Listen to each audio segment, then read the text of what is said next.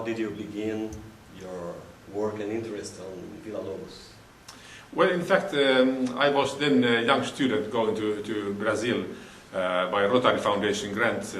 I was coming from Paris, in fact, where I have studied with Claude Lévi-Strauss. I was interested in Brazilian Indians, and I wanted to study the myth and music at Indian life. So I came with my wife Eila, who's a pianist, to Rio de Janeiro as an awardee. But there, what I in reality found was Heitor Villa-Lobos. Arminda Villa-Lobos, his widow, was still alive, and she was running the famous Villa-Lobos Institute. And there I discovered all his scores, this enormous output. But frankly said, the first person who introduced me to his music was Brazilian musicologist Luis Heitor Correa de Azevedo, whom I have met already in Paris. And he had advised me that I should go to Max Eschig to buy the scores of at least Amazonas and Erosão, what I did. And then I remember I heard for the first time his piano music played by Anastela Schick at a nice occasion, Évocation pour Villa-Lobos, in the palace at Avenue President Wilson in Paris. And there I heard for the first time, among other things, Danza do Indio Branco and other pieces. A little bit later, this was in 1975, I think, yes. A little bit later, the Orchestra Sinfonica Brasileira with Isaac Karaczewski visited Paris, and they played Villa-Lobos, and so I heard his Bachianas number 4 with orchestra. And I must say that I was deeply impressed by that soft and deep sound of the cello. It was a sonority which was totally unbelievable, and it was melancholic, like Nordic music, but melancholic in a very specifically Brazilian manner, I would say. So anyway, so I arrived at Rio, and then I was Arminda was very kind to me. I was very often at her office, and I studied the scores and bought a lot of materials and books about his life. So that's the way I came to Villa-Lobos. Yes. Yesterday you talked about Villa-Lobos so much and played very well some piece of music. So I suppose Villa-Lobos is still very important for you as a musician. No, yes, of course. I consider him definitely maybe the greatest composer of the Western Hemisphere. Not forgetting other great composers from Charles Ives to Carlos Chavez and Alberto Ginastera. But my feeling, of course, as a European scholar, is that Villa-Lobos represents the whole continent, so to say. And he's truly great because of his unbelievable creativity and innovation in musical form. That's my main point. Not so much that he would be putting much Brazilian folklore to be a national composer in a folklore sense.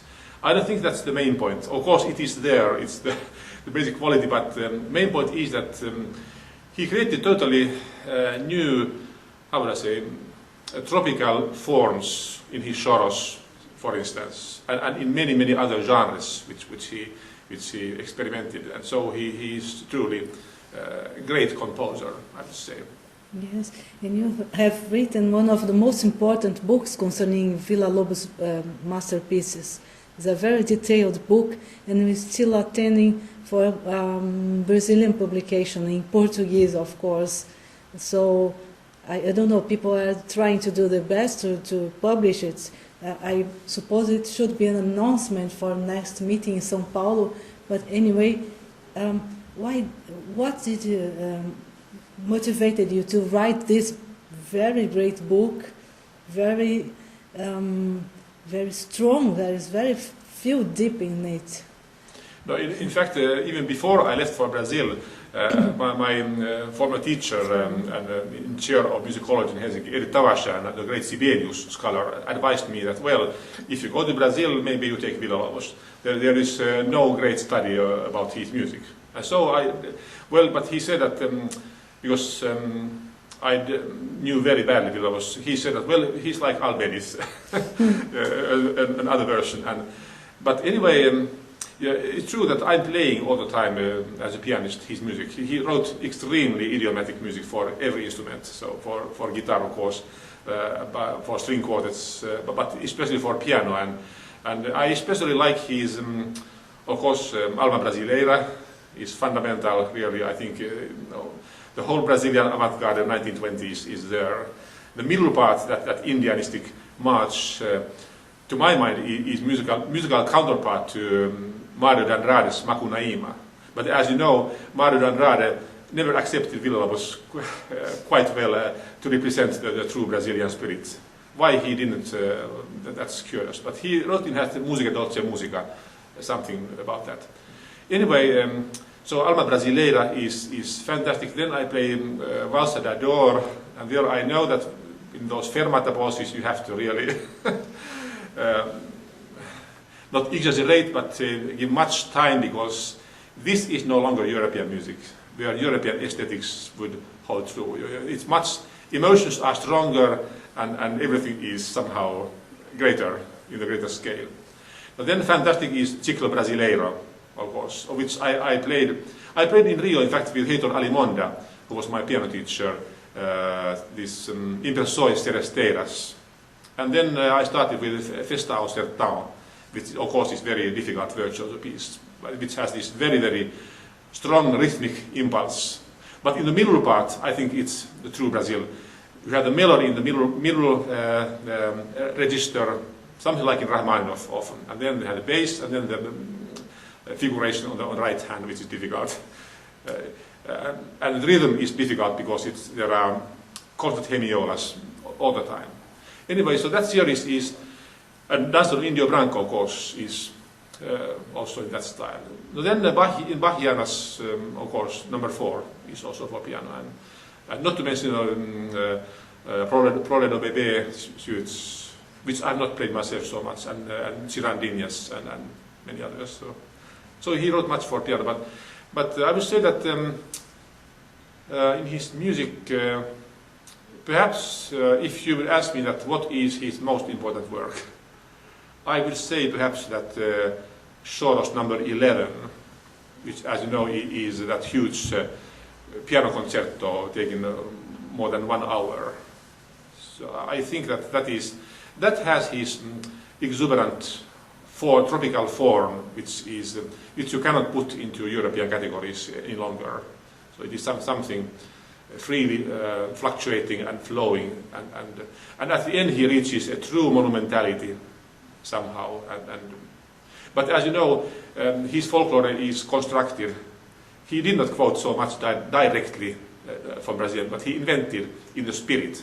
Mm-hmm. So he belongs to, in Béla Bartók's classification, to the category of composer whose musical language, musical mother tongue is so close to national that he does not longer quote anything, but directly writes in the Brazilian style.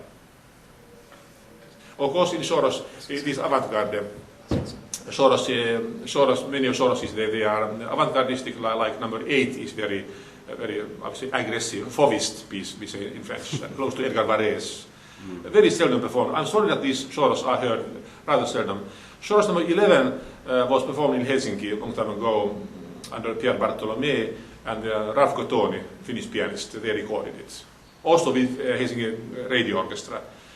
But still, I would say that best interpretations are in this CD, now in CD cover Villa-Lobos Par lui-même, in which he conducts himself. I think that is. And in piano, I would say Magda Tagliaferro is a great. I followed her master classes in Paris. Absolutely remarkable lady. And by the way, I took her even as one protagonist in my first novel, The Secret of Professor Amfortas. She is the model for the piano virtuoso Gudrun Kundrisdotter giving a masterclass in the Southfield campus. So. But as a pianist, Tagliaferro was truly something like Rubinstein, woman Rubinstein on piano. I'd like to come back to the point where you made a kind of comparison between the role Béla Bartók had in according to some folklorist approach.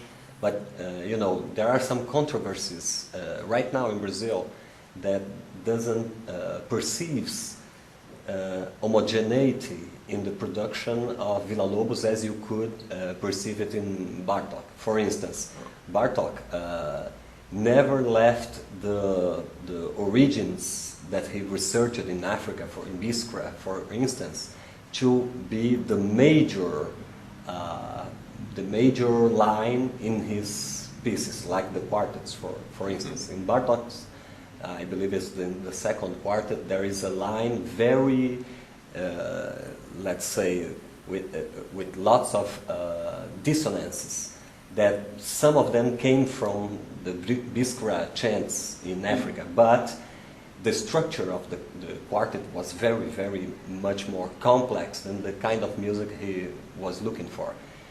On the opposite, Villa-Lobos has a very, heterogeneous production. Some of the pieces, like the Baratinha de Papel, which is one of the pieces in the Prole of the Bebê, has, let's say, you feel the dodecaphonic covering a little bit the melody, but you can hear the melody clearly inside the dodecaphony. Yes. And so I'd like you to comment.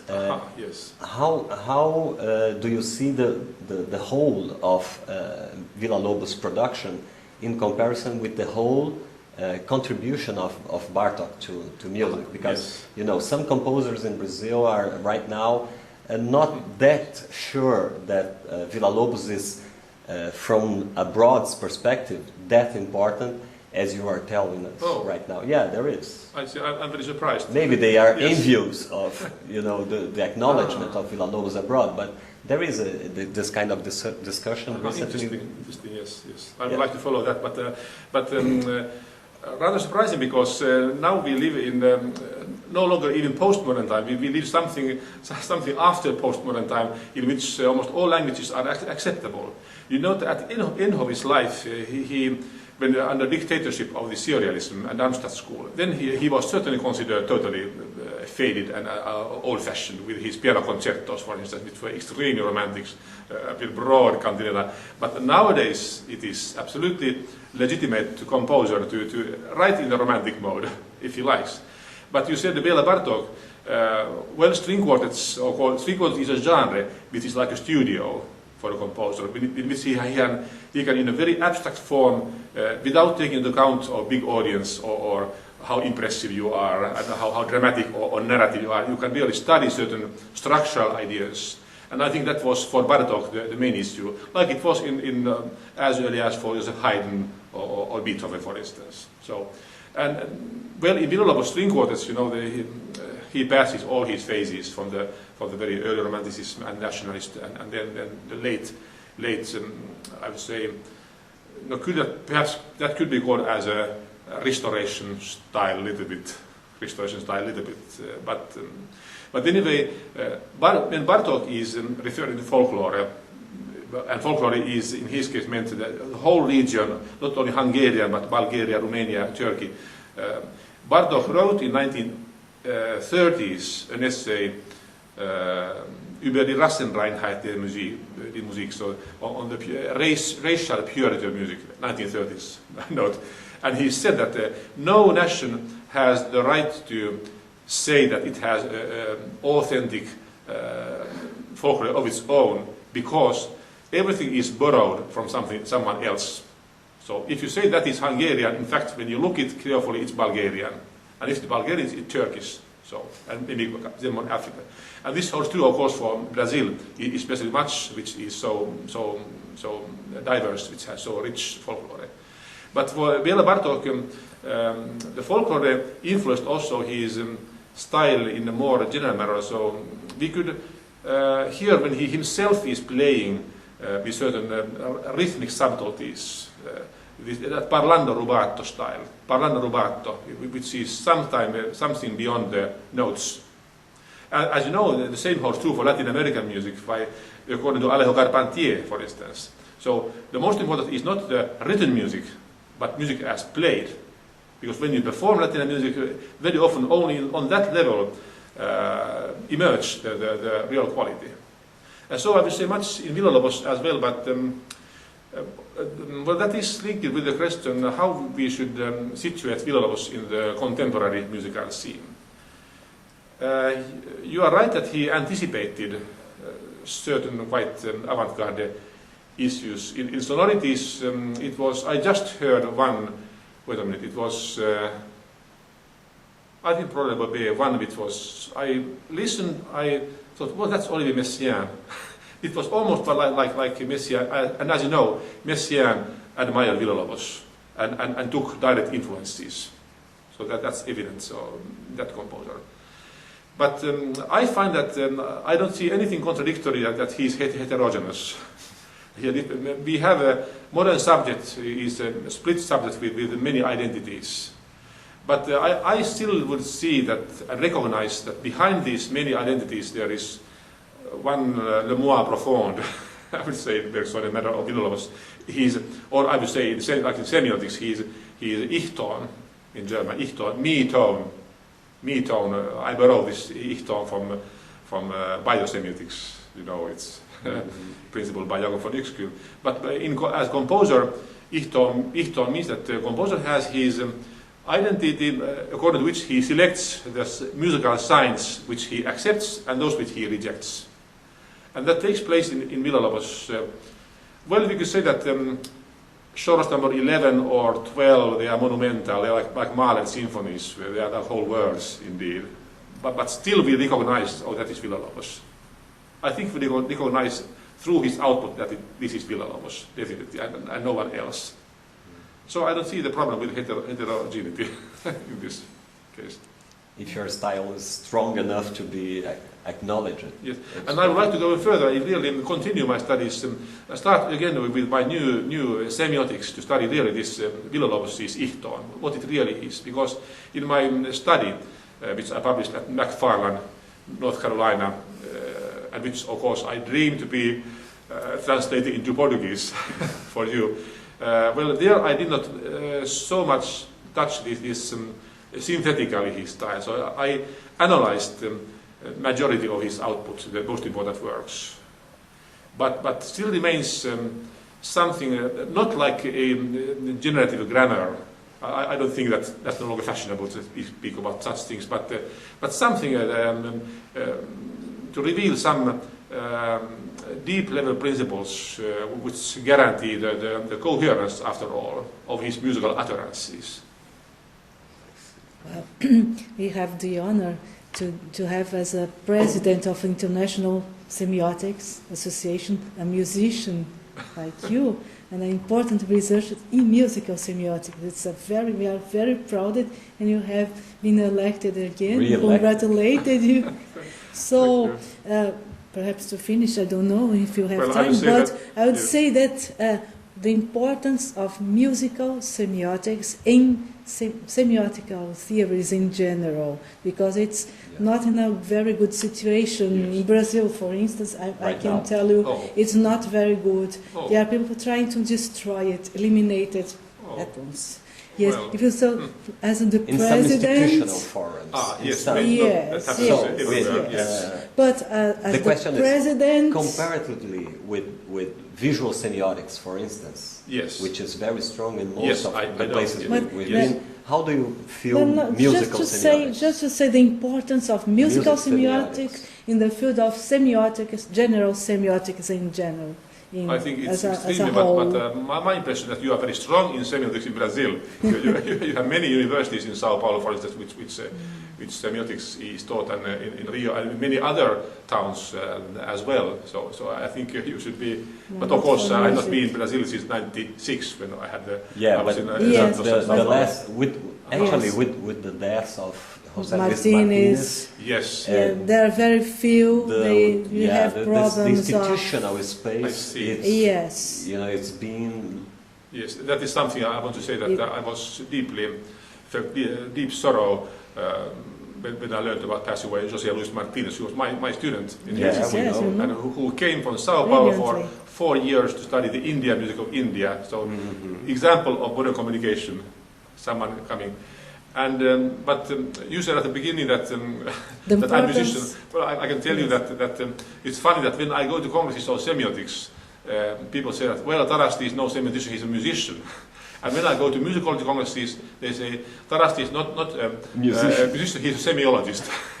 so one is nowhere. So at home, but I'm convinced that musical semiotics is very strong new paradigm within musicology, and this has been recognized in recent world congresses of musicology. So nowadays it is truly accepted, and we have that huge project, musical signification, which started in Paris in 1984 already. By the way, Lucy Heitor was present, I remember, in that session. 3 or 4. No? Yes, and we have there almost 700 members now, and many Brazilians. So I think musical semiotics is strong, and what it studies is simply musical communication and signification, and its very special nature.